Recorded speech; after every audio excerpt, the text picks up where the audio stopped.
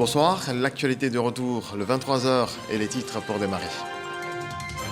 Ce jeudi, le vice-président Timoko Mélie Koné à Dakar au Sénégal. Au nom du chef de l'État Alassane Ouattara, il a pris part à la cérémonie d'ouverture de la première édition du forum économique dénommé Invest in Sénégal. Le vice-président invite les acteurs économiques sénégalais et ivoiriens à nouer des partenariats fructueux. 12,3 milliards de francs CFA pour 6 régions, l'enveloppe de la phase 2 du programme de lutte contre la fragilité dans les zones frontalières du Nord. C'est le ministre d'État, Téné Birama Ouattara, qui a lancé à Ferké ce programme. Le ministre de la Promotion de la Jeunesse, Mamadou Touré, invite les jeunes à saisir. Et puis, c'est une bonne nouvelle pour les travailleurs indépendants. Ils peuvent désormais bénéficier d'une couverture sociale. Possible d'avoir une pension de retraite, une indemnité journalière en cas de maladie ou de maternité. Les détails dans ce journal, précisément dans notre dossier. Vite ici. Direction de Dakar au Sénégal avec la première édition du forum économique dénommé Invest in Sénégal. Le vice-président de la République Timoko Mélie Koné, au nom du chef de l'État Alassane Ouattara, invité d'honneur, était à ce rendez-vous qui vise à attirer des investisseurs. Jérôme Kofi Aboula. Invest in Sénégal ou investir au Sénégal, telle est la dénomination du forum économique dans la capitale sénégalaise, Dakar. La rencontre se déroule les 6, 7 et 8 juillet 2023. Le président de la République de Côte d'Ivoire, son Excellence Alassane Ouattara, en est l'invité d'honneur. Il est à ce titre représenté par le vice-président de la République, Timoko Mélie Koné. Le président Alassane Ouattara aurait bien voulu être ici avec vous, en vue d'apporter sa contribution et son soutien à cette heureuse initiative de promotion des potentialités et des opportunités d'investissement dont regorge votre beau pays. La problématique de l'investissement privé est aujourd'hui centrale dans les stratégies de politique économique, en particulier dans les pays comme le Sénégal et la Côte d'Ivoire, qui ont amorcé depuis plus d'une décennie leur transition structurelle. En effet, en dépit des programmes rapides et importants réalisés, nos pays font face à des besoins importants en investissement pour combler le retard en matière d'infrastructures, accélérer la croissance économique et enfin améliorer le bien-être des populations dans un contexte de paix et de sécurité. Il est indéniable que nos États ne peuvent assurer seuls le financement de ces investissements qui, dans une économie moderne, secteur privé, tant national qu'international. Hôte du forum, c'est naturellement le président du Sénégal, Macky Sall. L'État sénégalais, c'est au pouvoir public leur responsabilité à garantir la paix, la stabilité et l'état de droit. Toutes choses qui, selon le président Macky Sall, constituent les piliers d'un environnement attractif pour les affaires. Le forum économique Invest in Sénégal est organisé par l'Agence nationale pour la promotion des investissements et des grands travaux du Sénégal. Il en est à sa première édition au pays de la Teranga. En retour en Côte d'Ivoire, désormais un juge unique pour les cas de délit des accidents de la circulation. Le projet de loi vient d'être adopté en plénière par les députés. 6 autres textes adoptés, dont le projet modifiant le code de procédure pénale. On voit cela avec Moussa Konaté. 600 morts et 13 000 blessés par an. C'est le triste bilan des accidents de la route. Des cas de sinistres causés le plus souvent par l'incivisme des usagers que l'État de Côte d'Ivoire veut éradiquer avec l'institution d'un juge unique pour régler les procédures judiciaires en cas de délit de la circulation routière. Le gouvernement a estimé qu'il fallait, en tenant compte du nombre de magistrats, ils ne peuvent pas suffire à créer chaque fois que le besoin des collègues de juges pour statuer sur ce genre d'infraction. Le président de la République a été bien inspiré, donc à instituer des juges uniques pour la connaissance de ces infractions. Le texte est adopté à l'unanimité en plénière ainsi que 6 autres dont le projet de loi de modification portant code de procédure pénale et le projet de loi de ratification de l'ordonnance portant augmentation du plafond des avals et garanties accordées par l'État en 2022 à la société Côte d'Ivoire Énergie. Le président de la République a décidé d'électrifier des villages de plus de 500 habitants. Donc l'augmentation du plafond est passée de 10 milliards à 35 milliards, permettant ainsi à Côte d'Ivoire Énergie de mieux satisfaire aux besoins d'électrification dans nos différentes localités. 193 sur 255 députés siégeant présents à cette plénière présidée par Adama Bictogo. Le président de l'Assemblée nationale fait des annonces. La Banque mondiale a choisi la Côte d'Ivoire comme pays pilote. J'ai moi-même eu le vice-président de la Banque mondiale qui m'a appelé et qui a considéré que notre institution, au regard de nos activités, apparaissait comme l'une des institutions parlementaires la plus dynamique en Afrique de l'Ouest. Et que sur la base de cette dynamique, le 10 juillet à 14h à la Rotonde, il y aura donc une visioconférence avec tous les présidents des commissions. C'est un projet pilote à partir duquel la Banque mondiale souhaite, pour les années à venir, associer les parlementaires à l'accompagnement qu'ils font aux différents pays d'Afrique de l'Ouest. Et à partir de cette visioconférence, ils vont donc organiser en Côte d'Ivoire le premier sommet parlementaire sur donc, le financement des pays. Le président Adama Bictogo procède également à la remise des tablettes aux députés. Le geste s'inscrit dans le cadre de la mise en œuvre du e-Parlement, le projet de digitalisation de l'Assemblée nationale. Autre volet de l'actualité, la phase 2 du programme de lutte contre la fragilité dans les zones frontalières du Nord est lancée. C'est le ministre d'État, Téné Birahima Ouattara, qui a donné le coup d'envoi à Ferké, 12,3 milliards de francs CFA dans l'enveloppe. Le ministre en charge de la jeunesse invite les jeunes à s'approprier le programme. Kader Sogodogo. Et c'est parti pour la deuxième phase du programme de lutte contre la fragilité dans les zones frontalières du Nord. C'est fort de l'impact et des résultats satisfaisants de la première phase lancée le 22 janvier 2022 à Toubou par le Premier ministre Patrick Achi que le gouvernement principal financier a retroussé ses manches pour remettre le couvert. 12,3 milliards de francs CFA pour la composante insertion professionnelle et emploi des jeunes. Normalement, pour l'année 2023, c'est 14 000.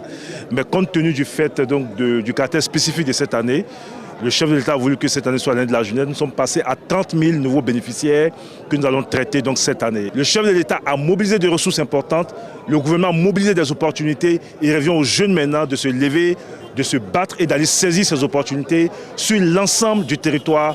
Une opportunité pour les jeunes. Au nom du Conseil national des jeunes, pour réitérer nos infinis remerciements et notre reconnaissance au président de la République, son Excellence M. Alassane Ouattara, qui a bien voulu décréter 2023 année de la jeunesse, tout en inscrivant les jeunes au cœur des priorités gouvernementales. Sa mission, sa détermination et ses actions contribuent efficacement à faire reculer les frontières de la pauvreté, de l'extrémisme violent et œuvrent pour le mieux-être et l'inclusion de tous les Ivoiriens sans distinction. 2023, l'année de la jeunesse, une réalité.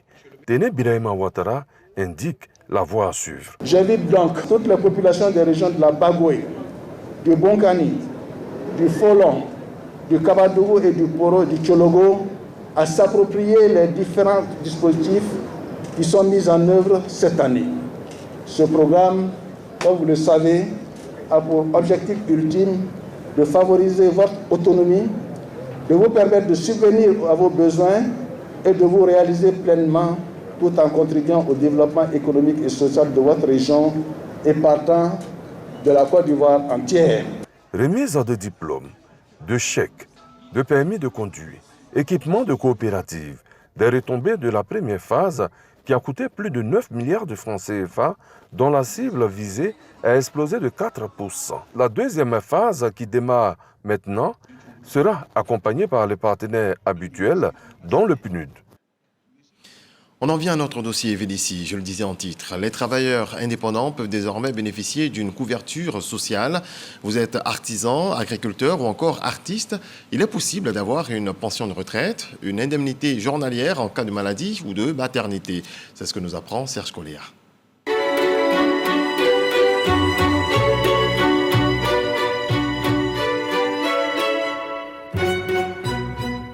Aujourd'hui, on n'a pas besoin de travailler pour quelqu'un. Je travaille pour moi-même. Je peux épargner et puis demain prendre ma retraite tranquillement. Au grand marché de Marcory, Charles Bongo est un visage bien connu. 5 ans qu'il s'y rend régulièrement. Comment vous allez? Agent dans une compagnie financière, il aide les commerçants et commerçantes à bénéficier de financements et de conseils en vue d'une meilleure gestion de leurs activités. Depuis 2 ans, Charles œuvre à promouvoir le RSTI, le nouveau régime social des travailleurs indépendants. Avant, c'était fait pour les salariés, pour ceux qui travaillent dans les sociétés privées. Mais aujourd'hui, l'État de Côte d'Ivoire et les responsables de la CNPS ont demandé comme ça que ça soit au niveau de la Côte d'Ivoire, j'ai dit au plan national. Aujourd'hui, tu peux te faire déclarer à travers ce que tu mènes aujourd'hui comme activité. Tu peux être couturière, tu peux être coiffeuse, tu peux être vendeuse peut-être de piments, d'aubergines. Aujourd'hui, tout le monde a droit maintenant à la retraite. Lancé officiellement en 2021, le régime social des travailleurs indépendants est une couverture sociale pour toutes les personnes exerçant à leur propre compte. L'État offre l'opportunité de la CNPS. Ils ont parlé, en tout cas ça m'a plu parce que je travaille. Déjà, quelqu'un ne peut pas me venir en aide. On est dans ma 2e année maintenant. Convaincu que c'est le maximum du district d'Abidjan et de l'intérieur du pays. Nous avons mis en place des moyens innovants de cotisation, notamment les mobile money. Nous avons une action de proximité vers ces populations. Et ce qui est innovant, c'est qu'on leur donne la possibilité de payer les cotisations de façon journalière, par quinzaine, en fonction de leurs revenus, parce que nous savons que cette population ont des revenus instables. Pour accélérer le processus, la CNPS a signé une convention avec le Fonds d'appui aux femmes de Côte d'Ivoire, le FAFSI. Mais Excellence, Madame la Première Dame, vous et votre époux êtes à l'œuvre pour que les personnes vivant en Côte d'Ivoire, surtout les plus démunis, bénéficient d'une couverture sociale pour préserver leur dignité pendant leur cessation et à leur retraite. Le nouveau système de protection sociale épouse la vision de la première dame de Côte d'Ivoire, Dominique Ouattara, qui a initié le FAFSI. Le régime social des travailleurs indépendants, RSTI, de la CNPS, permettra d'octroyer une couverture sociale à nos sœurs afin de leur garantir la pérennité de leurs activités. Je voudrais inviter toutes mes sœurs bénéficiaires du FAFSI à saisir la nouvelle opportunité adaptée à leur situation. Le RSTI vient comme un programme complémentaire au FAFSI. Les travailleurs indépendants pourront bénéficier de prestations et d'avantages sociaux. Par exemple, si tout aussi moi je prends grossesse là, j'ai déjà mes 3 mois de CNPS qui est là, qu'on peut me payer gratuitement. Donc moi aussi, je suis même chose comme un fonctionnaire. Une indemnité journalière en cas de maladie ou d'accident. Les femmes en maternité ont 3 mois de congés payés. Un artisan, une commerçante, un agriculteur ou un mécanicien, à jour de ses cotisations, a droit à une pension de retraite. Les artisans là, et ils finissent toujours vraiment dans les misères. À partir de 70 ans, ils ne peuvent rien faire et les chagrins, les problèmes. Si aujourd'hui tu as pu cotiser et tu as pu avoir un 100 000 ou bien un 50 000 chaque fin de mois, je pense que ça va te donner plus de longue vie. À la tête d'un groupe de mécaniciens, Moustapha a pris la résolution de sécuriser ses vieux jours. Avec l'appui des agents d'enrôlement, il sensibilise ses confrères. C'est bienvenu, c'était l'une de nos doléances, que l'État nous vienne en aide, en tout cas les travailleurs indépendants. Dans ce milieu, le nouveau régime social des travailleurs indépendants est perçu comme une main secourable. Une politique sociale qui vient apporter une solution concrète à l'avenir de ces personnes qui baignent dans l'informel et qui vivent au jour le jour. Ce projet vise également à les organiser de sorte que ces travailleurs indépendants puissent pouvoir bénéficier d'un ensemble de projets, de programmes de société. En Côte d'Ivoire, selon les études menées par l'Institut national de statistique, seulement 10% de la population active bénéficie de prestations. 90% d'actifs se comptent essentiellement dans le secteur informel. Le régime social des travailleurs indépendants vise 7 millions de personnes travaillant à leur propre compte. Voici une autre initiative sociale pour le bien-être des populations. Il s'agit de la couverture maladie universelle. Le ministre de l'Emploi a visité les 4 nouveaux centres d'enrôlement et de production des cartes CMU. Ces centres voient le jour pour plus de célérité dans la production des cartes. Allons-y avec Serge Koléa. Le maître Adama Kamara, production in situ. Les requérants du district d'Abidjan peuvent obtenir le titre de 6 box. Universel justifié de leur enrôlement à la couverture maladie universelle viennent se faire enrôler parce que, comme je l'ai dit, le président de la République, comme à son habitude, vient d'apporter encore une solution structurelle pour l'obtention de sa carte en même temps qu'on est enrôlé. Après Benjéville, maître Adama Kamara s'est rendu à la mairie d'Adjamé où se trouve un autre centre in situ. Ici aussi, le ministre de l'Emploi et de la Protection sociale a pu se rendre compte de l'engouement autour de la couverture maladie universelle. À ce jour, 4 centres de fabrication instantanée de cartes CMU sont disponibles dans le district d'Abidjan. Il s'agit des centres de l'université Félix Houphouët-Boigny de Cocody, du foyer de Benjerville et des mairies d'Abobo et d'Adjamé. Les pluies diluviennes qui se sont abattues sur la ville d'Abidjan dans la nuit d'hier à aujourd'hui ont fait beaucoup de dégâts. La commune de Yopougon paie le lourd tribut avec plusieurs décès enregistrés. Khalil Diomandé, Didier Nguessan.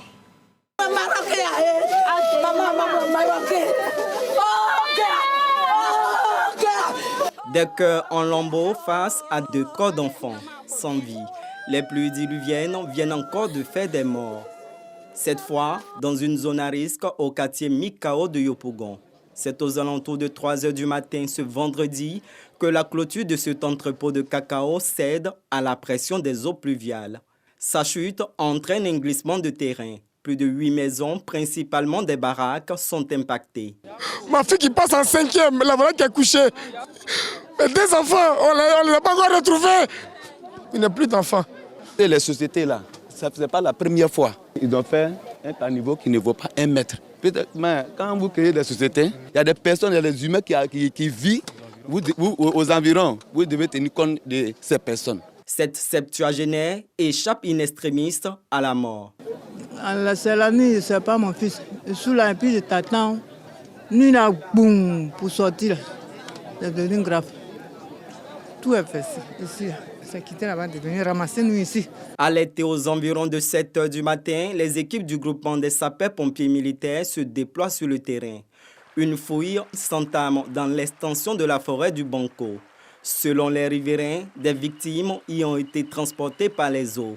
L'opération menée par le GSPM permet de dénicher 2 corps sans vie. Nos hommes sont à la recherche des différentes victimes. Les opérations vont se poursuivre. Le bilan établi par le GSPM en fin d'après-midi ce vendredi 7 juillet fait cas de 9 décès dans la commune de Yopougon, dont 8 dans la zone de Mikao et 1 au quartier Mosikro. Le message des autorités reste le même, libérer les zones à risque. Et suite à ce drame, des représentants du gouvernement se sont rendus sur place à Yopougon. La ministre de la Solidarité et de la lutte contre la pauvreté, Miss Belmondo Dogo, était accompagnée du ministre de l'Hydraulique, de l'Assainissement et de la Salubrité, Bouaké Fofana. On voit cela avec Michel Mambo. À Yopougon, Mikao et au quartier Mosikro, des morts de trop. Drame survenu dans la nuit du jeudi au vendredi suite à des éboulements. La ministre de la Solidarité et de la lutte contre la pauvreté est sur le terrain.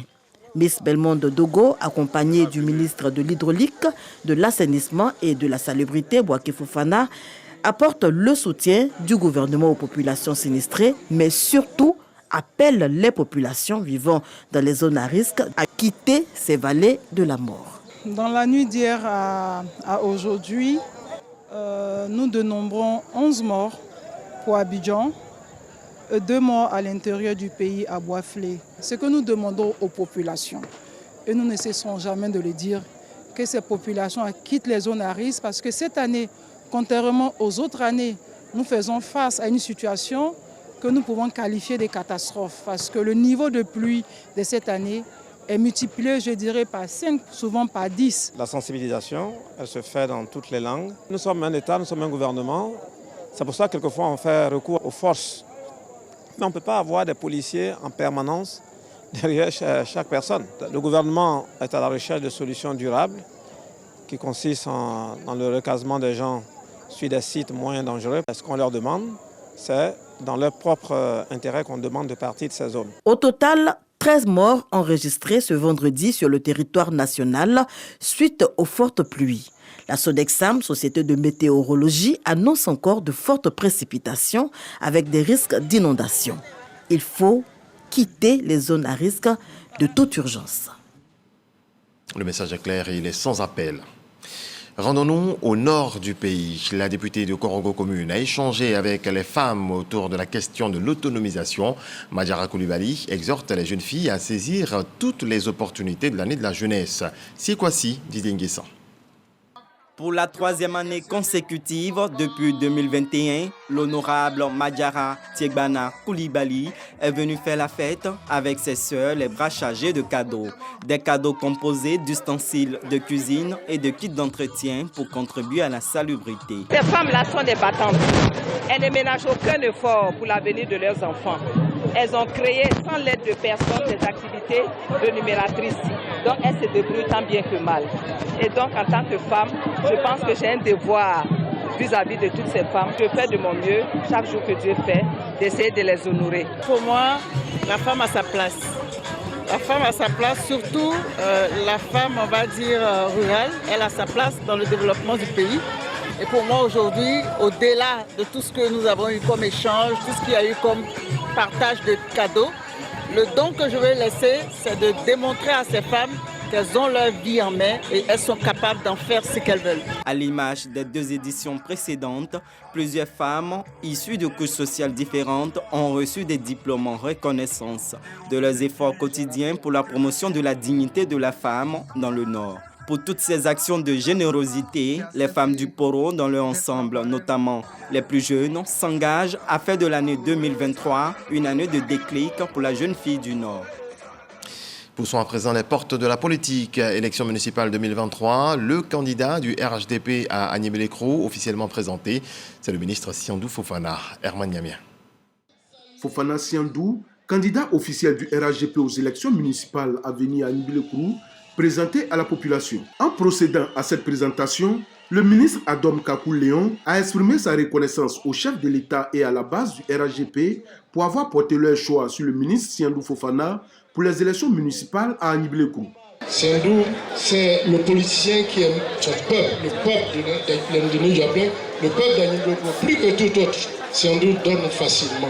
Il partage avec beaucoup de joie ce que la Providence lui a permis de faire. Mais la Providence ne vous donne que parce que vous savez donner. Les partis alliés du RHDP, notamment le FPI, étaient présents pour apporter leur soutien aux candidats choisis. Au pupitre, le ministre Siandou Fofana va rassurer les uns et les autres. Pour lui, l'essentiel, c'est œuvrer de concert main dans la main pour le développement d'Agniémé-les-Cros. Ce que nous avons, c'est grâce à vous. Ce que nous sommes, c'est grâce à vous. Et quand vous souffrez, il y a un temps pour semer, il y a un temps pour récolter.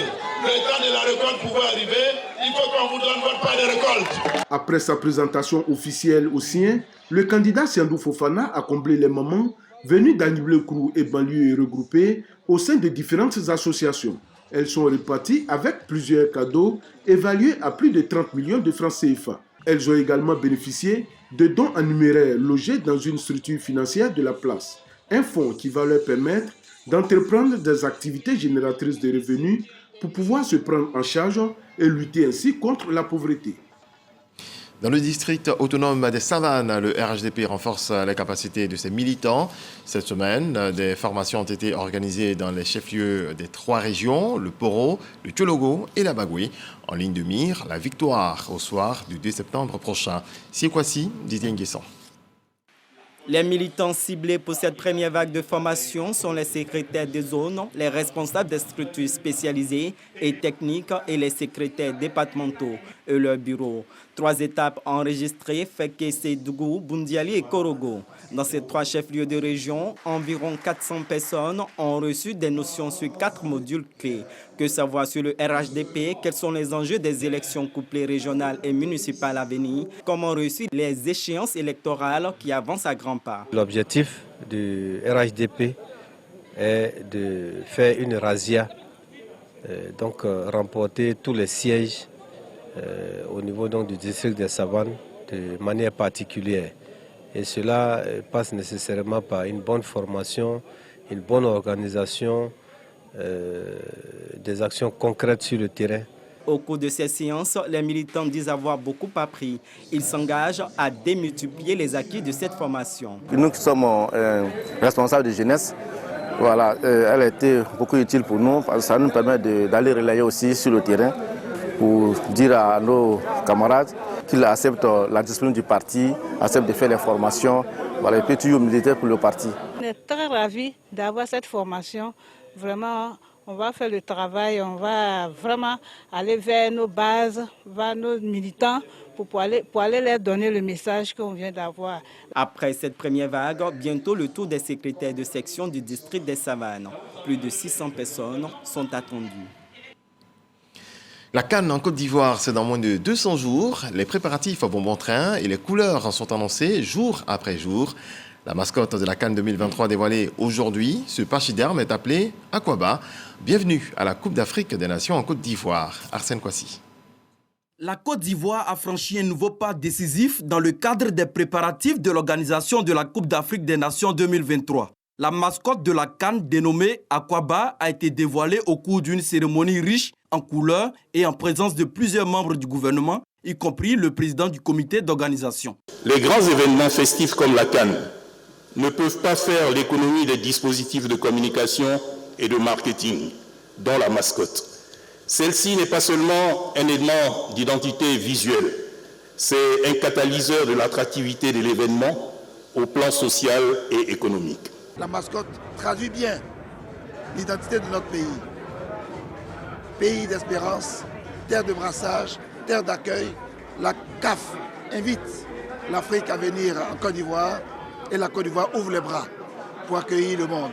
Nous sommes très heureux, très satisfaits des préparatifs et nous sommes sûrs que la Côte d'Ivoire sera présente de façon remarquable à ce rendez-vous, tant au niveau de l'organisation qu'évidemment au niveau de la prestation de notre équipe nationale, les éléphants.